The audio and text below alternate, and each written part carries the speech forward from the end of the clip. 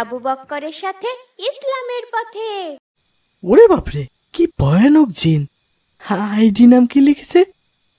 জিনের বাচ্চা। জিন আবার ফেসবুক চালায় নাকি?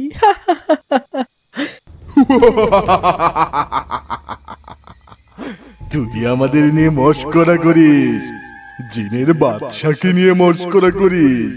সাহস তো কম না তোর।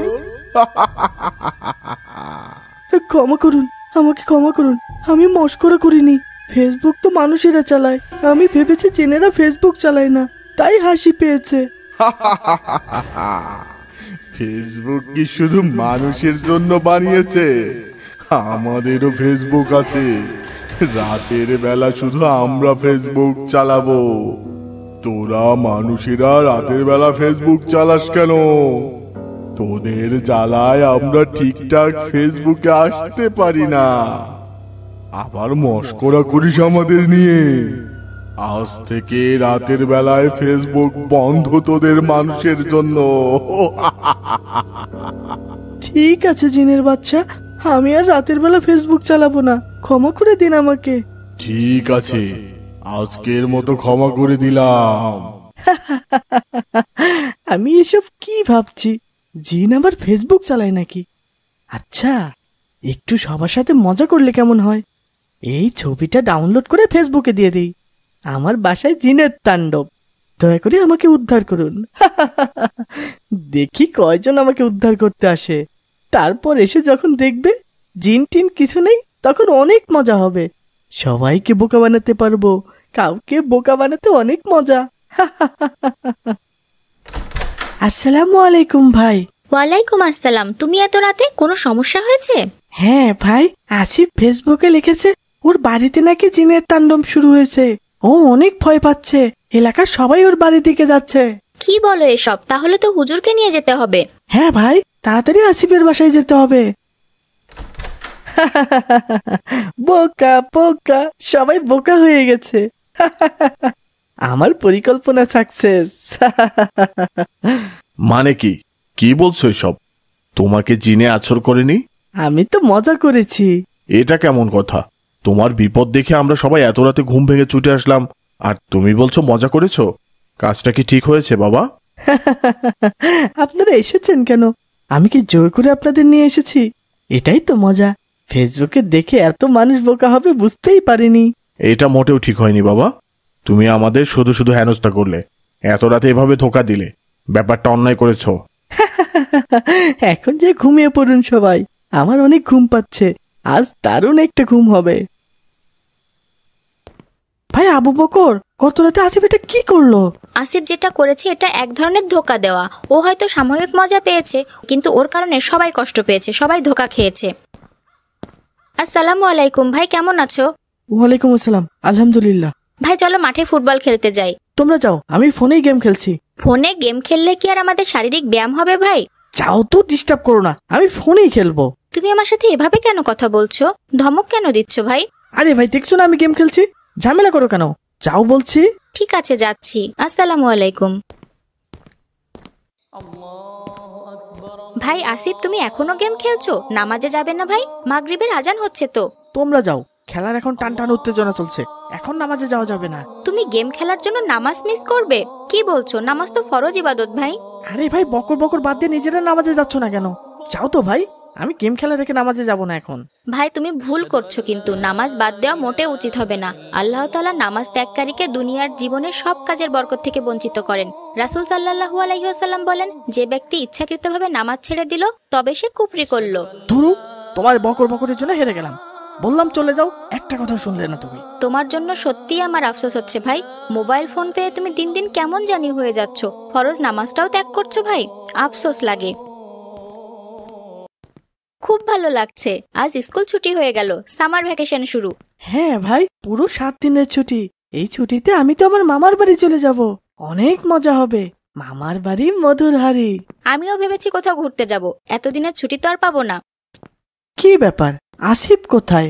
ও তো প্রতিদিন আমাদের সাথেই বাসায় যায়। সেটাই তো, আজ কোথায় গেল? নিশ্চয়ই ছুটি পেয়ে ওর সব গেম খেলা বন্ধুদের সাথে গেম খেলছে। চলো ওকে ডেকে নিয়ে বাসায় যাই। থাক ভাই, ও আমাকে দেখলে এখন বিরক্ত হয়।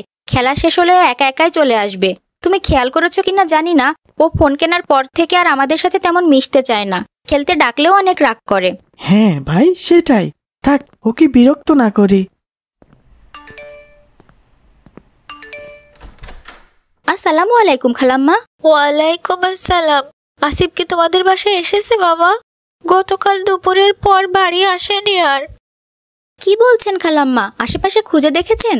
হ্যাঁ বাবা, আমি আর ওর বাবা মিলে গতকাল থেকে খুঁজছি, কোথাও পাচ্ছি না ওকে। ভেবেছি স্কুল ছুটি হয়েছে, হয়তো ওর মামার বাড়িতে ঘুরতে গেছে না বলে, কিন্তু ওখানেও কল দিয়ে শুনলাম ও যায়নি। পুরো একটা রাত কেটে গেল, কোথাও পাচ্ছি না আসিফকে। তাহলে কি ও সত্যি সত্যি স্ট্যাটাসটা দিয়েছিল? কিসের স্ট্যাটাস? কি বলছো বাবা? আসলে গতকাল মাগরিবের নামাজ পড়তে যাচ্ছিলাম যখন, তখন। আবু বকর ভাই, আবু বকর দাঁড়াও। আসসালামু আলাইকুম। ওয়ালাইকুম আসসালাম। ভাই, একটা মজার ঘটনা ঘটেছে। কি ঘটনা ভাই? তোমার বন্ধু আসিফ তো আবার ফেসবুকে স্ট্যাটাস দিয়েছে। আবার আমাদেরকে বোকা বানাতে চায়। কেউ আর ওর স্ট্যাটাস বিশ্বাস করছে না, সবাই হাসাহাসি করছে। কি স্ট্যাটাস দিয়েছে? ফেসবুকে লিখেছে, আমি স্কুলের টয়লেটে আটকা পড়েছি, আমাকে উদ্ধার করুন। সবাই ওর মিথ্যা কথা ধরে ফেলেছে, কেউ আর ওর ধোকা খেতে যায়নি। ফোন পেয়ে আসিফ যা না তাই করছে, মানুষকে এভাবে ধোকা দেওয়া উচিত না। হ্যাঁ ভাই, সেটাই। আমরা ওর কথা আর বিশ্বাস করছি না মোটেও। আমরা ওর ফেসবুক স্ট্যাটাস আর বিশ্বাস করিনি, ভেবেছি ও আবারও ধোকা দিতে চাচ্ছে সবাইকে। ও কি সত্যি সত্যি তাহলে স্কুলের টয়লেটে আটকা পড়েছে? এটা তো আমি জানি না বাবা, কি বলছে সব? তাড়াতাড়ি চলো। হে আল্লাহ, এটাই তো আমার ছেলে। কি অবস্থা আমার ছেলের? কি হয়েছে বাবা তোর? বাবা ভাই, তুমি স্কুলের টয়লেটে আটকা পড়লে কিভাবে? ভাই, আমি শেষের ক্লাস ফাঁকি দিয়ে লুকিয়ে লুকিয়ে টয়লেটে বসে গেম খেলছিলাম। কখন স্কুল ছুটি হয়ে গেছে বুঝতে পারিনি। তারপর দারোয়ান চাচা তালা দিয়ে চলে গেছেন। কি ভয়ানক ব্যাপার! তুমি চাইলেই তো কাউকে না কাউকে কল দিয়ে বলতে পারতে যে তুমি আটকা পড়েছো, সেটা কেন করনি? বাবাকে কল দিয়েছিলাম, কিন্তু বাবা রিসিভ করেননি। গেম খেলতে খেলতে আমার ফোনে চার্জ প্রায় শেষ হয়ে গিয়েছিল, 1% চার্জ ছিল। তাই তাড়াতাড়ি ফেসবুকে কোনো রকম পোস্ট করেছিলাম, তারপর ফোন বন্ধ হয়ে গেছে। আমি অনেক কান্নাকাটি করেছি, দরজা ধাক্কা দিয়েছি, কিন্তু কেউ আমার কথা শুনতে পায়নি। তোমার ফেসবুক স্ট্যাটাস দেখে সবাই ভেবেছিল এবারও তুমি সবার সাথে মজা করেছো, ধোকা দিতে চাচ্ছ। এই জন্য আর কেউ তোমার পোস্টে বিশ্বাস করেনি ভাই, তোমাকে সাহায্য করতেও যায়নি।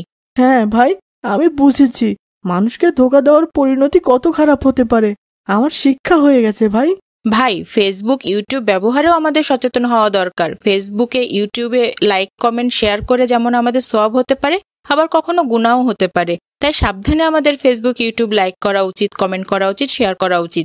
ফেসবুক ইউটিউবে লাইক কমেন্ট শেয়ার করে গুনাহ হয়? কি বলছো ভাই? হ্যাঁ ভাই, এটাই সত্যি। আমরা বুঝে না বুঝে ফেসবুকে ইউটিউবে কত কিছু লিখি, লাইক করি, কমেন্ট করি, শেয়ার করি, এগুলো মোটেও উচিত না।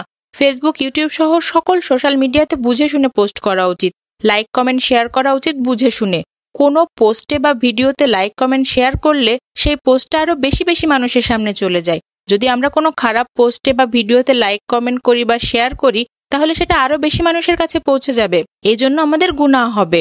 তাই যেসব ভিডিও পোস্ট ভালো, ইসলামিক, মানুষের জন্য উপকারী, সেগুলোতে বেশি বেশি লাইক কমেন্ট শেয়ার করা দরকার। তাহলে সেগুলো আমাদের ওছিলে আরো বেশি বেশি মানুষের সামনে যাবে, পৌঁছাবে। মানুষের উপকার হবে, তাতে আমাদেরও সওয়াব হবে। না বুঝে ফেসবুক ইউটিউবে লাইক করা, কমেন্ট করা বা কোনো কিছু শেয়ার করা উচিত না ভাই। খুব সুন্দর বুঝেছি ভাই, দারুণ বলেছো। আল্লাহ আমাদের সবাইকে বোঝার তৌফিক দান করুন। কার্টুন বানিয়ে ঘরে বসে আয় করুন লক্ষ লক্ষ টাকা। যদি আপনার একটি ল্যাপটপ অথবা কম্পিউটার থাকে, তাহলে আপনিও বানাতে পারেন আমাদের মতো মজার মজার কার্টুন গল্প। আমাদের রয়েছে cartoon making zoom live course. এই কোর্সটির মাধ্যমে বানাতে পারেন ইসলামিক গল্প, রূপকথার গল্প, ভূতের গল্প, টুনটুনের গল্প সহ সব ধরনের কার্টুন গল্প। কোর্স ফি জানতে নিচে যে কোনো লিঙ্কে যোগাযোগ করুন। মজার মজার সব ইসলামিক কার্টুন পেতে আমাদের চ্যানেলটি এখনই সাবস্ক্রাইব করুন আর পাশে থাকা বেল আইকনটি প্রেস করুন।